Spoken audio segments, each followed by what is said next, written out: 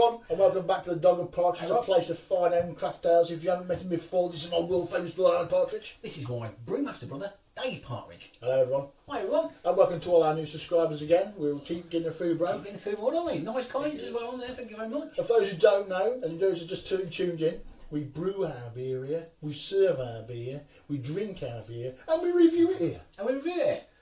It's a bit hot here, bro, today, isn't it? And it is a little bit warm in here, Dave. It is quite nice. See all them war films when you put them in them little holes in the ground and it's really hot? It's about that temperature in here today.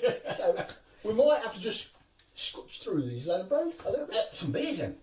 What we got, bro? Well, today we're going to kick off with a cheapy tin kit called, when I say cheap tin kit, it's a one tin kit. It's called Brewmaker IPA. And I destroyed a tin.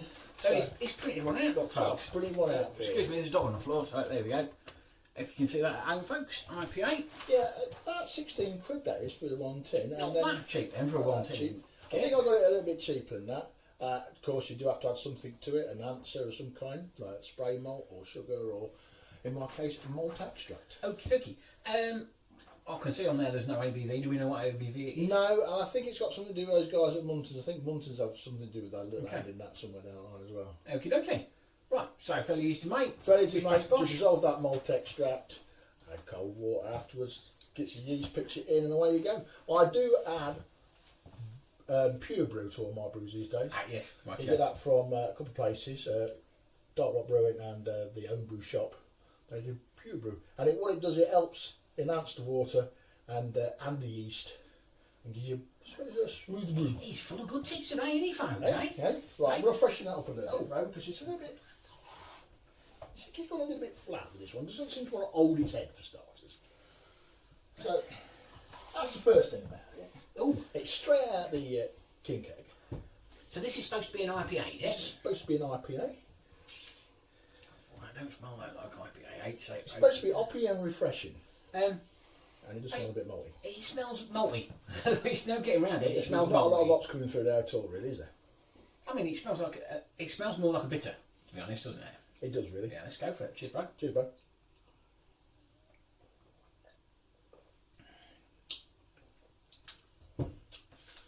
I'm not impressed. I'm not a one to diss me brother's brewing because he treats me to lots of beer. Oh, that's not great. I think this might give homebrew a bad name, to be fair.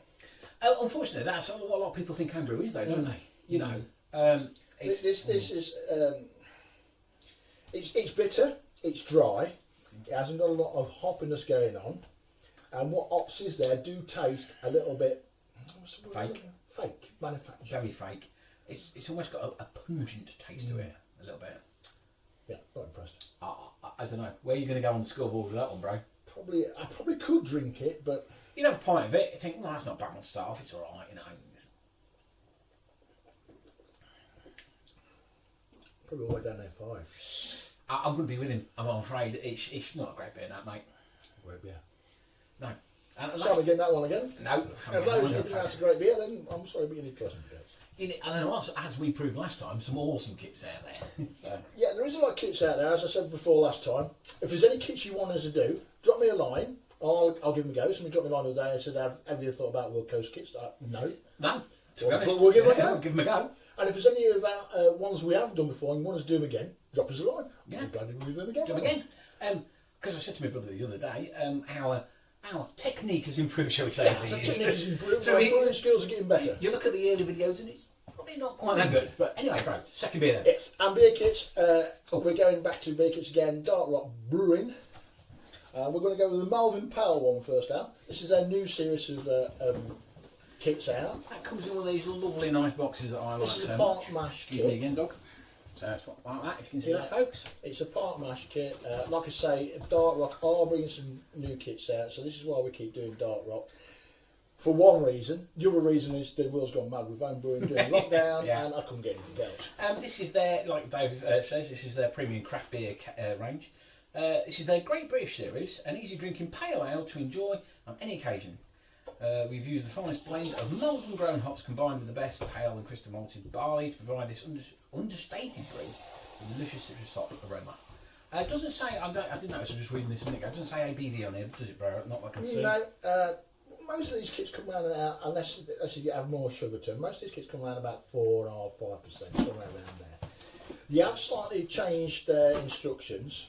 You're probably better off now with something that holds 15 litres of water, because they tell you to do 10 litres and then sparge the grain with 2 litres. Right, yeah. Now, sparging the grain is quite easy. It's already in a muslin bag. You just pick the muslin bag out of the water, hold it, and just pour water on it. Just sparge your grain, or you can just put it in a sieve and just do it like that. It is the fun of knowledge today, I tell you.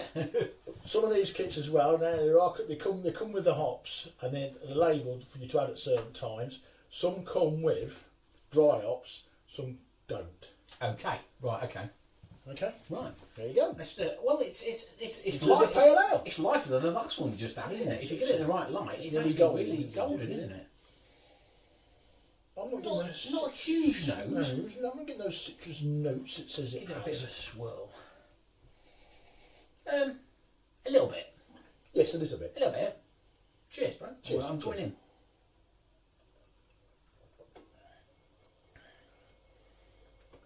Well, first of all, it's a vast improvement on the last beer. Definitely. Vast improvement. It's a bit, don't take this the wrong way, simple. Yes, there's not a lot to it. It is an easy drinking, quaffable. Yes. There's a good dryness to the back of the throat, but there's nothing that's going to give you a big, huge punch. There's also nothing offensive. Like, if you wanted to drink beer all day long, you could probably drink that. Yes. Because it's easy, it's quite refreshing. It's just, there's not that added oomph at the end of it, is there? No. You know, but it's nice. It is what it is. It is what it is, yeah. Yeah, nice, good. It's a nice pale ale. I could drink that. I could drink that. Drink it all afternoon, couldn't you? It's definitely a vacuum brewed on Oh, that one. fast. Oh, it's lovely that is, bro. What out of 10 do you reckon? Probably not It's not quite marks. hitting the 10, but it's up there, isn't it? Yeah, it is 8 to 9 out of 10. It's 8 or 9. It's a good solid beer, isn't it? It's a good solid beer. There's absolutely nothing wrong with that. I'm drinking that all day long. Yeah. It's perfectly smooth. You walk into a pub, served you that, you've got nothing to complain about. It's a lovely beer. You get a bit of a dry sweetness to the back of the tongue and not a massive amount of oomph. No. But yeah, there you go. Nice golden beer. Rightio. Oh, we're doing 3 beers today, right? We are doing 3 beers. 3 beers. And guess where we're going again now? Really dark rock brewing. Right, back in the days before they got their new boxes, I had this one. Oh, rightio. And So it is in the box, but it's just not one of their final box they were designs.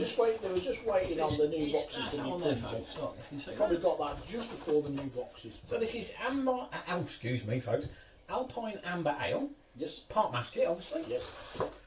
So this does tell you that brews to. This brews to 5.5. Yes. It's a complex amber ale which combines 4 malts with Chinook and Tenanger hops. I think that's Tenanger. I think that's how I pronounce it. This provides a full-bodied malty backbone with hints of toasted nuts and biscuit flavours. Aromatic floral notes with spicy undertone. Really? I do like a spicy undertone. Spicy undertone, absolute floral notes. Oh. Who writes this stuff? I don't know, but it sounds like a band, doesn't it? Floral notes with spicy undertones. Because there's definitely floral notes there. Oh, that's a bit more complex, as it says on the box. A bit more complex. There's some definitely floral notes with some biscuit maltiness in Everything the it says on the box in there, bro, isn't it? Yeah, let's go for it.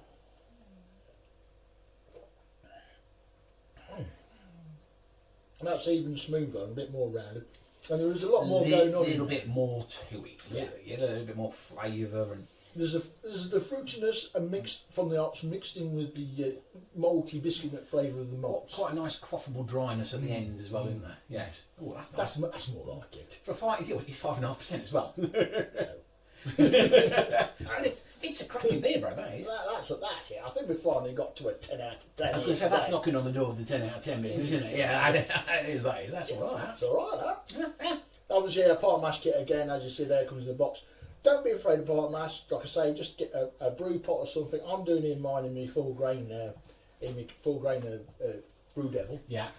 Which costs me Pico West up, but a Pico or a stovetop boiler. But do remember, if you are going to do one of these kits and you do it in your stove in a kitchen, you want some good ventilation or a good fan.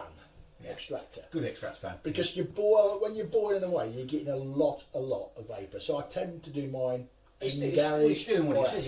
It's boiling the excess off, isn't it? It's turning it into steam. So that's you're going to get more vapour. Somewhere. Yeah. So if you're doing your wife's kitchen, you've got no wallpaper left, don't blame me. Don't blame us. Cracking beer then, bro. Good one to end on. Good one to end on. Yes, thank you to all our YouTube subscribers. And if you are watching on Facebook, please subscribe to our YouTube channel. We shot past the 750. Yes, I think Chris Wilson was our 750 man. Hello, Chris Wilson. That's thank you very much indeed. Shot past him. And next time, bro, I don't read the bottom one, but we have got, coming up, guess what? More from Dark Rock. It's obvious really at the minute, isn't it? Dark Rock, excuse me, that's gone straight to my head, I can already feel it. Dark Rock, Cornish Rocks IPA. Oh, I do like a Cornish bitter. Dark Rock's Yorkshire bitter. Lovely jubilee. Should be alright, isn't it? They're from Yorkshire, that'll be great, that will, won't it? That'll be like Tetley's or John Smith's, won't it? No. If it's more like Black Sheep, I'll be happy. Yes.